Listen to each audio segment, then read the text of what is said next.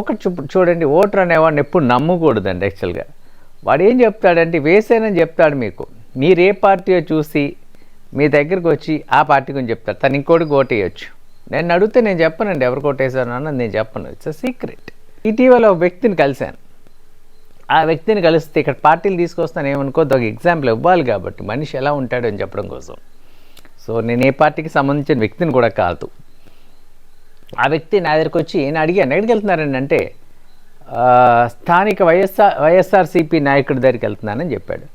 అదేంటంటే మీరు ఆయన దగ్గరికి ఎందుకు వెళ్తున్నారు, మీరు జనసేన కదా అని అలా అడిగాను. అప్పుడు ఏమన్నాడు తెలుసా ఈ వ్యక్తి, నేను వేసేది జనసేనకే వేస్తాను, కాకపోతే ఇక్కడ బంధాలు వదులుకోకూడదు కదా. ఈయన దగ్గరికి వెళ్ళి ఈయన బిల్డప్ అనమాట. వైఎస్ఆర్సీపీ దగ్గరికి వెళ్ళి ఏంటంటే ఇక్కడ బిల్డప్ ఏంటంటే నేను మీతో ఉన్నాను అని చెప్పడం కోసం. ఒకవేళ వీళ్ళని తగ్గితే అంటే గోపీలు అంటాం దీన్ని, గోడమే పిల్లలు ఎటు పడితే అటు జంప్ చేస్తూ ఉంటారు.